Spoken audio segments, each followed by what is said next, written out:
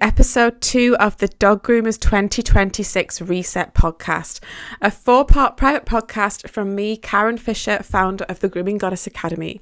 This is for groomers who want to leave behind the habits that have not served them in 2025, who refuse to repeat another year of undercharging, burnout and uncertainty, and adopt new habits and new business techniques for 2026 to make their business everything they want and deserve it to be.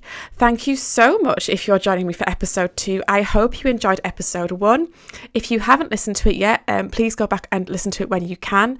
We covered mindset and some of the mindset things that haven't served us in the past in our business. Some things we are all so guilty of, myself included, that don't always set us up for having the best frame of mind for our business. Things that don't really fuel our enthusiasm, fuel our motivation, fuel our business ideas, things that can drain us, drag us down, make us compare ourselves, fuel our imposter syndrome.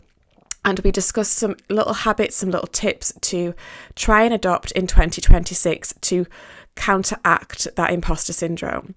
So if you have listened to that episode, I hope you're thinking of adopting a few of those tips, those hints, things you can do in 2026. And please remember, if you do try and do some of those things and you find that you've perhaps forgotten, perhaps you start following people that aren't serving you again, or perhaps you've gone back into the Facebook groups, it is never too late to start again. Things that you set yourself, goals that you set yourself, we can all sometimes let them go by the wayside. We can all sometimes kind of not to stick to them. And that's okay, because you don't have to wait for a Monday to start again. You don't have to wait for the first of the month to start again. You can start again at any point. You can start again at 4 p.m. on a Tuesday afternoon. It doesn't matter. We all have blips. We all have wobbles. So please don't beat yourself up if you find that you've kind of fallen back into old habits. So episode 2. I did mention this in my last podcast, but today we're going to discuss one of the messiest, most undereducated, misunderstood, damaging parts of our industry: pricing. How we calculate pricing, how we view pricing, how we talk about pricing, all of that. And I want to touch on it because it is something that I think is so undereducated in our industry, and when it is educated, it sometimes isn't done so in a way that suits us and our individual business models. Pricing education is fantastic in any way, shape or form, but we do have to embrace the individual aspects of running a dog grooming business and all that implies. I often see in dog grooming forums people asking, what prices should I charge? Is this about right for this area? And I get it. I get why these people are asking these questions. It's because they have no other else kind of idea where to get the answers from. And that is down to us. We need to start looking at the nitty gritty of pricing. At the end of the day, we've all chosen to open businesses.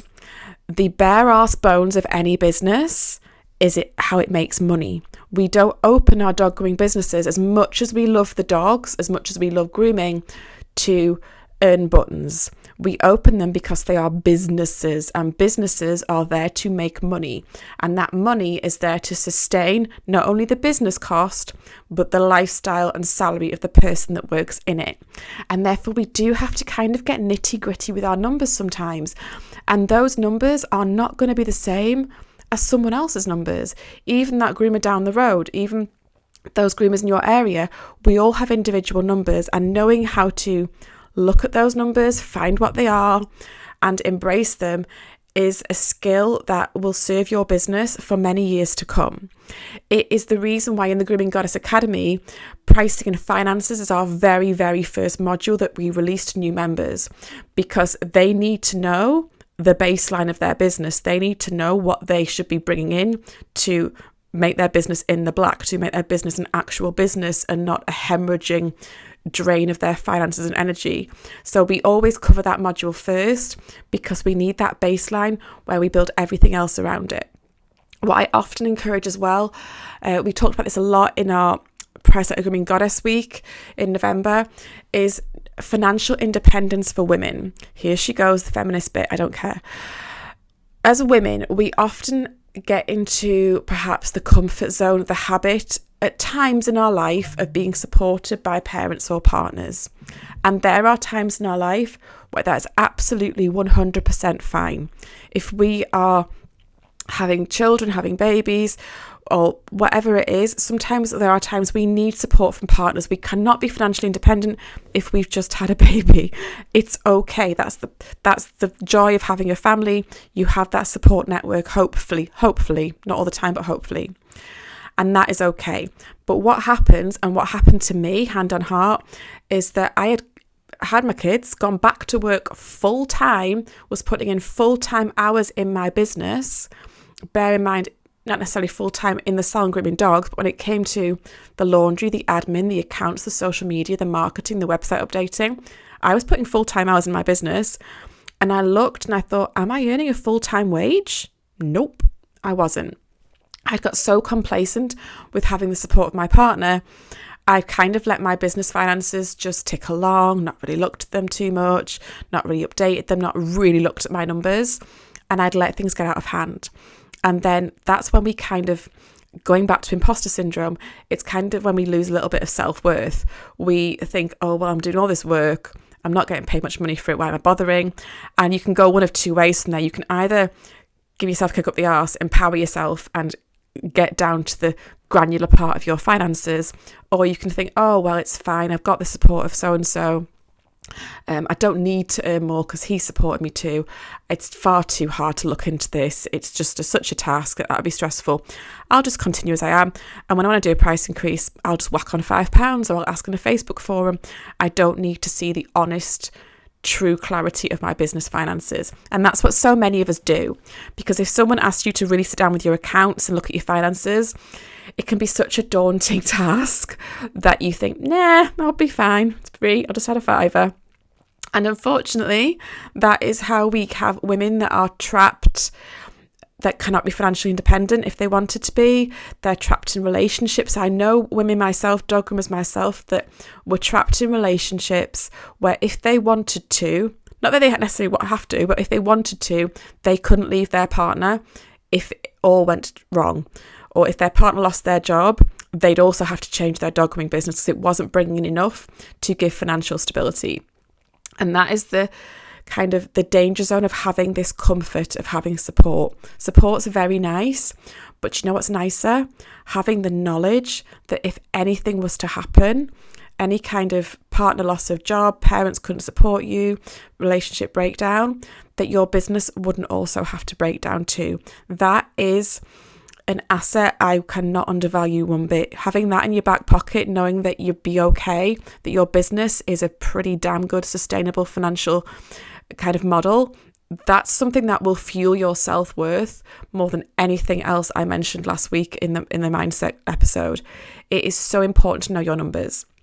So, ladies, if you're listening to this, do you know how much you would need to be financially independent should you want to be? I'm not saying we all need to leave our husbands and partners at all, but if you needed to be, do you know how much that would take?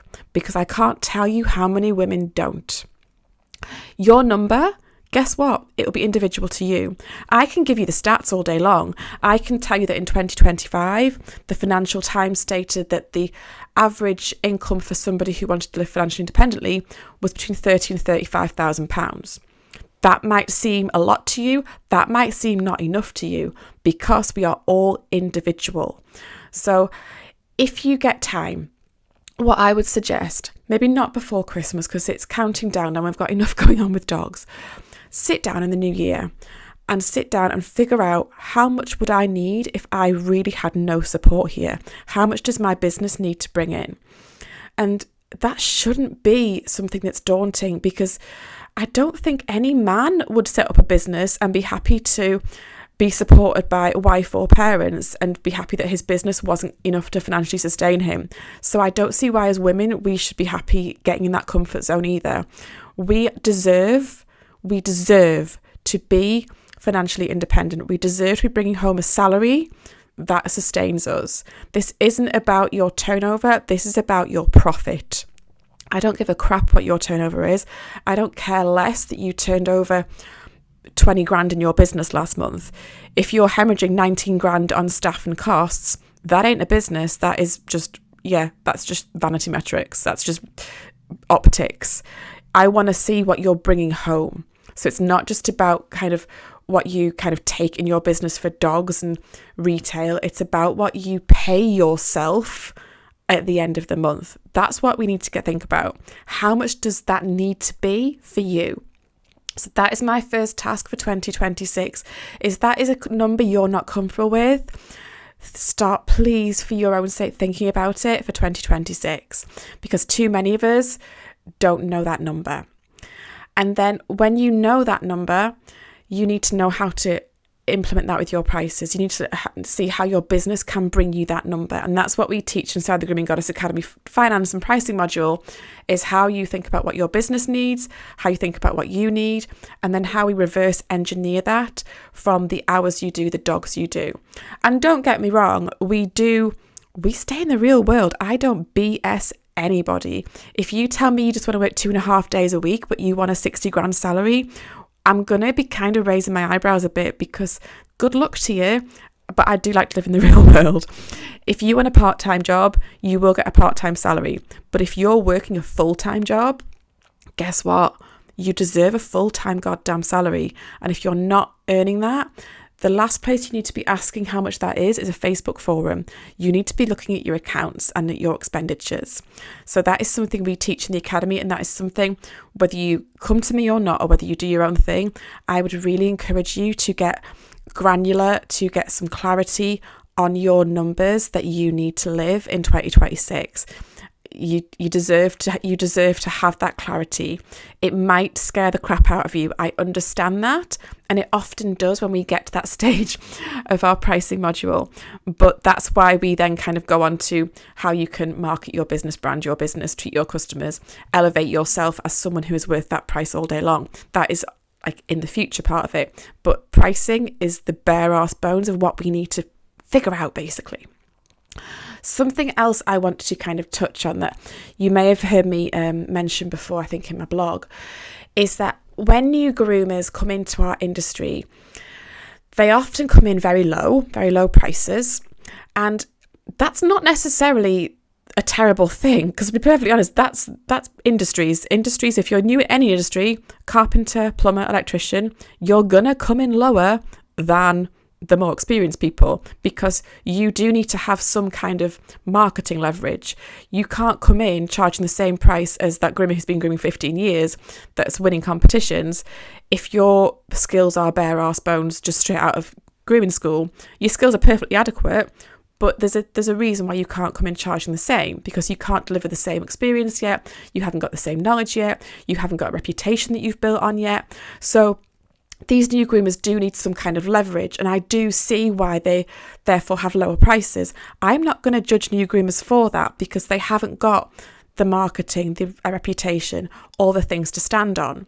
However, this is where we kind of put a pin in this for a second.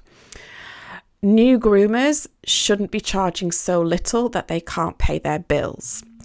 And the reason some of them are having to do that is because the more experienced groomers haven't moved their prices on over the years any more than kind of with the increase of costs.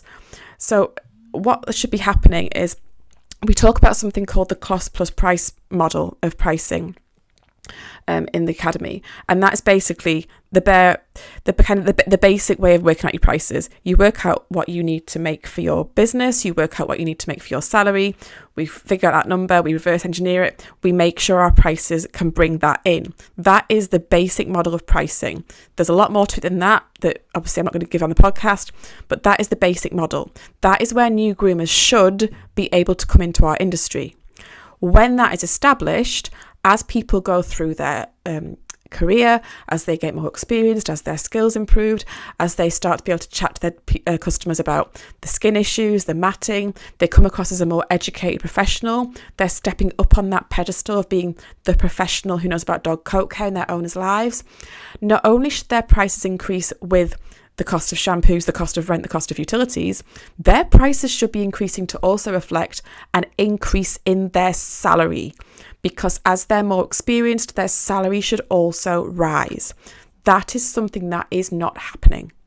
We are increasing our prices year on year due to increase in outgoings of business costs, but experienced groomers, some of them are still charging the same as what they were charging 10 years ago with regard to their salary. They're still not bringing any more into their personal bank account each month than that they were bringing in when they first started. And that's not right.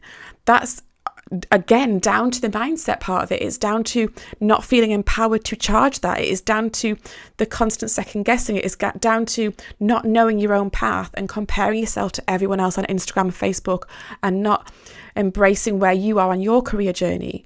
We go back to last week about comparing step 1 to someone else's step 20. Same kind of thing. We need to remember that if you're experienced, start charging not just for your bills, but for your experience, for your expertise. And therefore what that would allow, it would allow these new groomers to step into our industry at a place is actually still going to sustain them. Whereas right now, if they want to step into our industry and have any kind of chance to get customers and leverage themselves, they're charging prices that aren't paying them even minimum wage. They're not on the pitch, they're back in the changing room because they cannot get into our industry at pricing levels that will pay them a basic salary and cover their bills. They're stepping into our industry at pricing levels that will pay the bills but are probably not even paying them minimum wage. And that is on us and the rest of us in industry to make sure we're progressing as we progress so that we're leaving room for them below, not to undercut us, but to come into a competitive market. And what it also does, we often complain about how owners don't value grooming. It will show that higher prices mean a higher level of service, a higher skill of groom, a more qualified and experienced groomer. This is something that other industries seem to know without having to be told. We seem to be a little bit confused.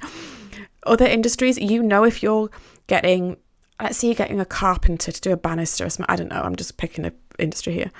You're going to know that carpenter that only charges £30 an hour compared to the carpenter that charges £120 an hour, you're going to have a fair idea of which one's going to give you the better result on that banister. You're going to know that if you have a hairdresser and they're charging £40 for a cut and colour, and you've got another hairdresser charging £120 for a cut and colour, I'm going to be expecting an itchy head and a bit of a crappy colour from the £40 hairdresser because I know that price indicates quality, and that is something we shouldn't be scared to embrace in our industry. So experienced groomers out there, please know how much you're worth. You're worth so much more. It will not only obviously pay you more money, but it will give the newer groomers a place to step into the industry that isn't making them hemorrhage money and pay themselves buttons. Because right now it's a mess. We've got new groomers charging the same as groomers that have been going for 20 years. We've got really experienced groomers that are literally churning out top quality grooms, charging the same as people that are just mastering the R5F. We haven't got any kind of structure. And yes, of course, we're not price fixing, that is illegal, but having an idea of how to calculate prices, so to have confidence in the cost plus pricing model, how to do that. And then knowing from there, we go on to what we call the value pricing model and adding value as we get more experienced. That is a skill. That is a business skill that you're not taught in grooming school. It's no one's fault. It's not your fault. It's not grooming school's fault. They haven't got the time. They need to teach the grooming. But it is a business skill that it's kind of a basic one for a business owner to know how to calculate prices for your industry. And other industries do seem to kind of understand that a bit better. I am pretty sure that supermarket owners don't have a Facebook forum and the head CEO of Tesco isn't on the Facebook forum going, what you're charging for tin tomatoes this week? And the Morrison's guy's going, we're charging this. And the Asda guy's going, we're charging this. It's not how they do it. It doesn't matter. What matters is that they know their own costs, their own outgoings, what they need to pay out for staffing, everything else, their own salary, and then they get their prices from there. That is obviously a very generalised way of saying how supermarkets price things. That there's a lot more to it than that. But do you see what I mean? So that is with regard to pricing ourselves as an industry, and how if we want more respect from clients, we need to have a bit more of an idea that if you're experienced in doing good grooms, bloody well pay yourself a salary that reflects that, because it will then feed down and owners will see experience is money, basic is less money, but it will also give the new groomers an incentive to improve their skills. Because the new groomers sometimes have no incentive to go out and do seminars, webinars. The seminar attendance at a lot of the shows I went to last year was very low. And you've got to kind of think, well, what is the incentive for these new groomers to learn some of these skills if they're not going to charge more money for knowing it? So what if they're going to go from being a basic groomer to a really high-end groomer? Unless they're going to get more money for that, where is the incentive? No wonder these seminars are all going quite quiet. So if they know that as they progress through their career, they can charge more money because they can get a higher salary, they're more likely to want to improve their skills. It would help the industry in all aspects with regards to new groomers having the incentive to improve, but also customers understanding that price reflects experience and skill. Okay, God, that was a rant, wasn't it? Honestly, when I got onto pricing and financial independence for us, and yeah, I'm so passionate about this subject. I think so many women are undervalued in our industry, and I will never stop fighting to push that. But what I don't think helps is the judgment on forums, the judgment on Facebook, on Instagram about pricing, the showing off. I don't give a crap what you charged for a cockapoo last week. I don't care that you charged £110 for that cockapoo. I care how that reflects in how you pay yourself. Because if you charge that, that's great. But did that cockapoo come back every 6 weeks? Or was it a one-hit wonder? No one ever mentions that part of it. And B, how does that reflect your salary? That's what I want to know. I don't want to know your cockapoo price. I want to know what you put in your bank account on the 31st last month. That's what's important. Turnover figures are amazing. But your profit, that's kind of what I want to know. That is what really matters. And no one seems to kind of talk about that quite as much. Just saying. Right. Okay. Where else was that? I've got notes here. Price increases. I wanted to touch on this as well. So in 2025, how much did you increase your prices? Was it once? Was it twice? Was it 3 times? Was it not at all? Knowing how and when to do a price increase is just business strategy. It's not a finger in the air, I'm skint this month, price increase. It's not, I'm suddenly full, price increase. It is a business strategy that you should have planned in your business, in your 12-month strategy, when you're going to do it, how you're going to do it, why you're going to do it, what it's going to be. It's a strategy. It's not something that we just ask on a Facebook forum to find out. I could go on this episode for about another 3 hours, so I'm going to try and keep this focused. Oh my God. With regard to pricing strategies, I've heard people say, oh yeah, put your prices up 3, 4, 5 times a year. Really? We're dog groomers. I'm so sorry. I apologise. I'm going to say this now. If I was selling milk, fine, not a problem, because I buy milk twice a week. So that's in a year, that's 104 times minimum, probably more, isn't it? 52 weeks a year, twice a week, 104 times. So yeah, you can put my prices up 3 times next year for milk, 4 times a year. That's what, every 30 to 40 purchases? Not a problem. I'm probably not going to notice it. If you put my dog grooming price up 3 to 4 times next year, and I'm coming on a 6-week schedule, I'm going to be coming, I should have got a calculator out here, 7 or 8 times next year? So every 3 or 4 times is, every 3 or 4 months, in a year, is every 2 to 3 groomers you put in my pricing up. That's a different strategy. We need to understand our industry and price according to the way our industry works, not just a generic pricing strategy that works for selling milk or face cream, or even service industries that kind of don't have repetitive customers. So plumbers, electricians, whatever, they're fine. They can do that with their prices because they haven't got repeat scheduled clients on a repeat basis. We do. We rely on repeat customers, not only because obviously that keeps the money coming in, but as a dog groomer, hand on heart, I want repeat customers because I want dogs that get to know me. I want dogs where the lines are still in that cut. So I'm literally just spending an hour and a half bathing, drying, going over my own lines from 6 weeks prior. I want dogs that behave in my table because they're so used to being in my presence. I want owners that know me and that greet me nicely, and I'm not constantly onboarding and sending out T's and C's and deposits and crap, because that's just another strain. So there is a massive joy in our industry as a groomer of having repetitive, scheduled, repeat clients. I've heard people say, oh, well, you can always get more and you churn them out. I don't, this is my personal opinion. You're allowed to disagree. That's the freedom of speech. I personally don't enjoy constantly onboarding new clients. I just don't. It's the whole kind of first groom, second groom. Am I getting the trim right? Is their short the same as my short? Handing out T's and C's, getting to know the owner. Sometimes you get red flags, getting the dog to get comfortable with you, which can take 2 or 3 grooms. I don't mind doing it. I love meeting new customers, but do I want to do it every week? No, I don't. I love getting my regular clients. I can look at my diary. I know every single dog. I know how they're going to behave. I know the trim. I know the owners. I know their expectations. And I can, over time, nurture my clients, make them value me, ensure that basically my prices are a no-brainer because they're so fond of me. They know their dog is comfortable with me, rather than constantly having to go through the proving myself process of new clients. Therefore, as an industry, when I teach groomers to price themselves, I keep that in mind. I don't just tell them to keep upping prices because you're full, because I know there's a balance there to be had with constantly getting new customers and upping prices, and also the joy of having dogs that you love. Because we work on our businesses, yes, but we also work in our businesses. And I want to open my diary on my salon days and have an amazing day in my salon with my dogs I love. I don't want to have to constantly be meeting new owners. And that is the groomer side of me speaking, not just the business owner. The business owner side of me, I can see the black and whiteness of it. I can say, yeah, you're full, put your prices up, you can get more dogs.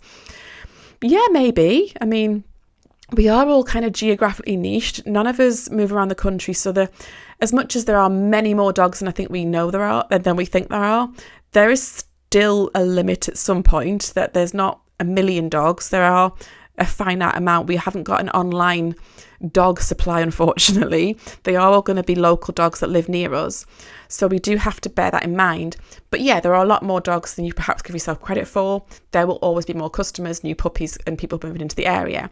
But I do like a schedule of regular clients. And therefore, when it comes to price increases, that's why I get back to my point. I would like to say, up your prices once a year and have a strategy that will cover you. Of course, if you are in debt, if you are wondering where the money's coming from, yes, up your prices. You have no choice in that matter. It's better to do that and lose customers than not, because if not, your business isn't a successful business. It's in the red. You haven't got long to your close. So if you have to do it, do it.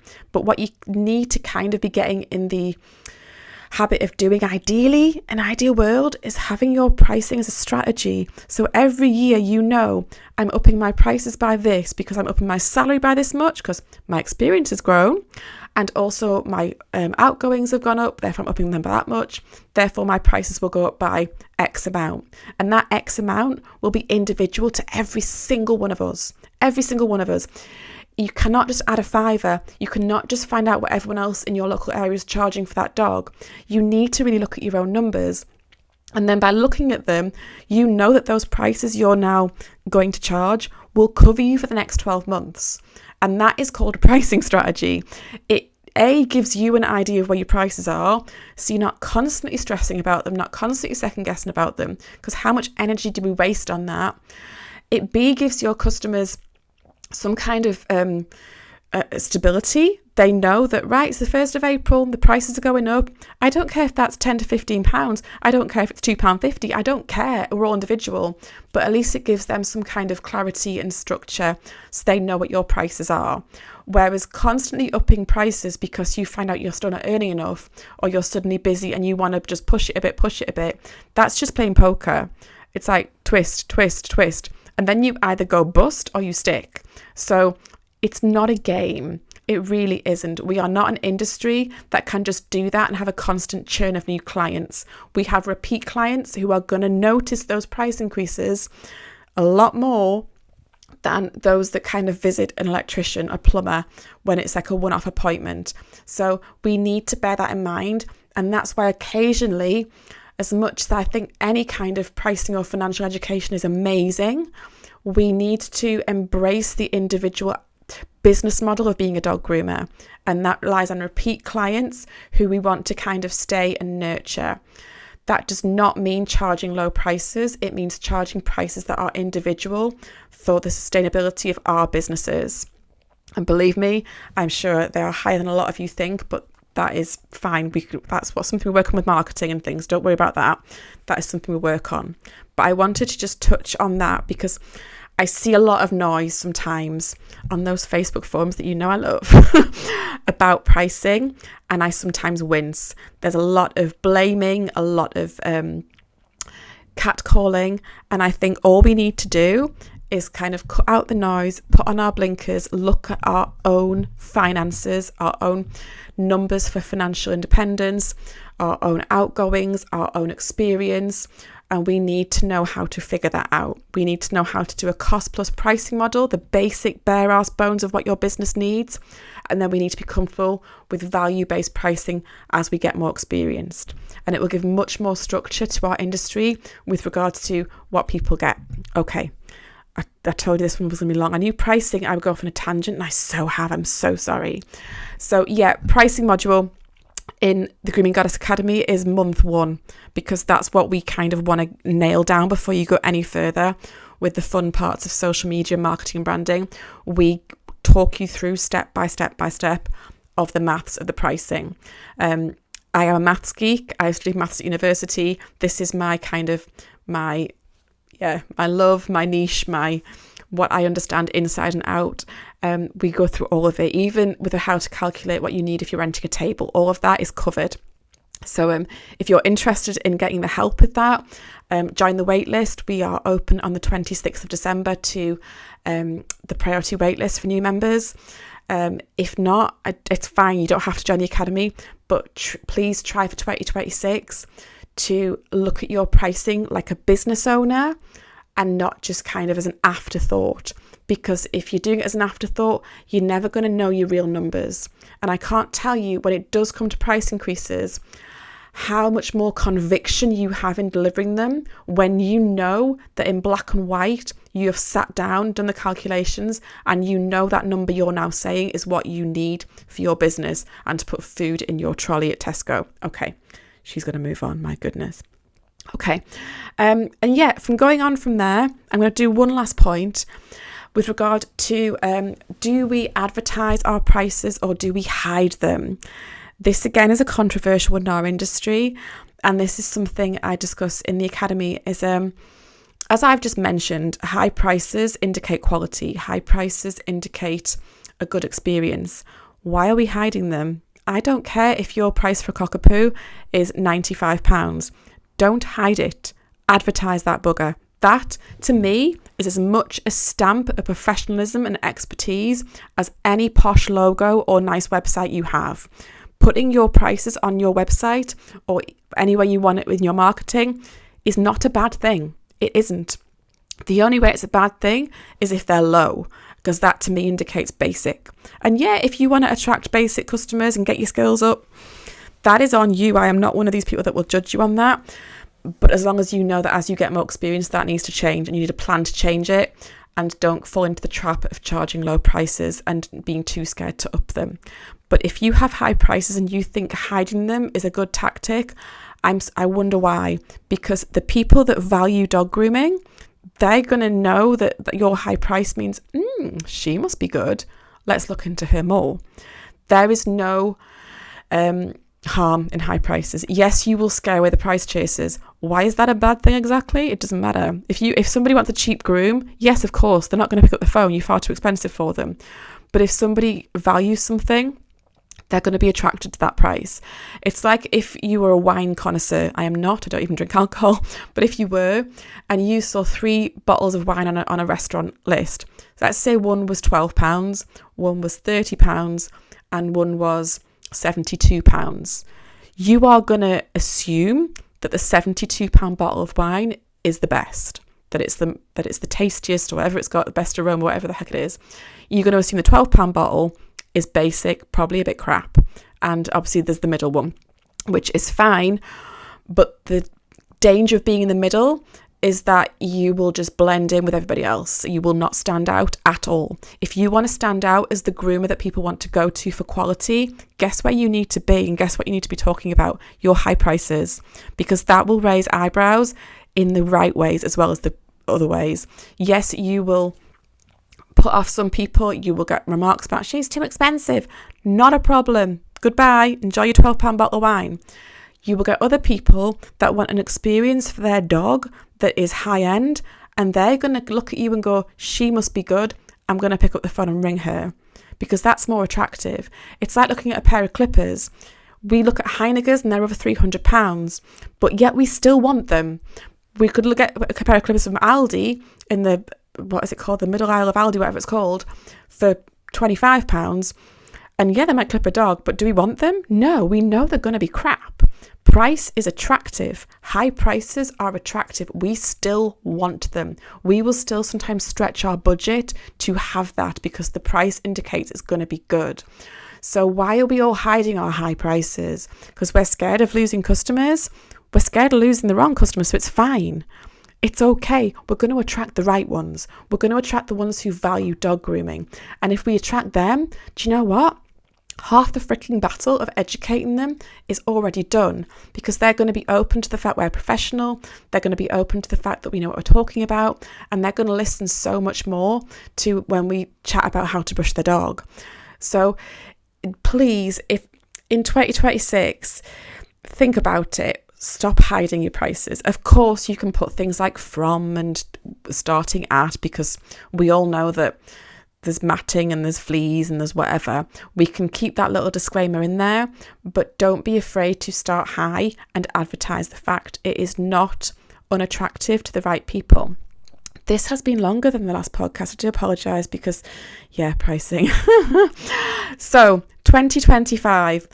What hasn't served you in pricing? Is it the fact you don't know your numbers? Is it the fact you've been a little bit scared to look at your numbers? Is it the fact you don't know what financial independence means for you and what that number would be?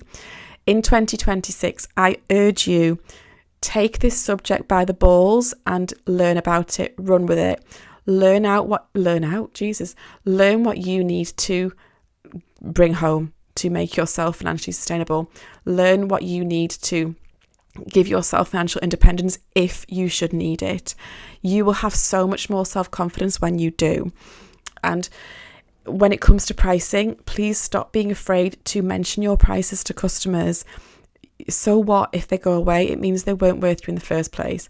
But don't be afraid to put your prices out there. You may or may not agree with me on that. That's absolutely fine. We are all entitled to our own opinion. But the one thing I will say is you will not find your prices on Facebook forums. You will not find your prices with the other groomers local to you. You will have different numbers, and knowing those numbers is what a business owner would do. Okay, have an amazing day. We will talk about marketing in the next episode and how we can nurture and attract customers in 2026 with our marketing. I apologise, I go on such a rant when it comes to pricing because I'm so passionate about it. If you would like to join the Grooming Goddess Academy waitlist, the link will be below once again. If you're listening to this later in the date, in the year even, we open doors on the 26th of December to the waitlist and to everyone else on the 28th of December 2025. Doors will close on the 7th of January or when we hit 400 members, which means spaces are limited. So yeah, thank you so much for listening. I'll see you in the next episode. Have an amazing day, whatever you're doing in the salon. I bet it's a bit mental today. We're counting down to Christmas now. It's not too far off. I count down dogs, not days at this point of the year, how many till finish for Christmas. So yeah, let me know. DM me today on Instagram. Let me know how many dogs you've got till Christmas. I would love to know. It's not a competition, but it's sometimes nice to kind of hear when someone else has got so many more and you're like, yay, I know you're done. Right. Have a great day. I shall see you all in the next episode. Thank you so much for listening. Bye-bye.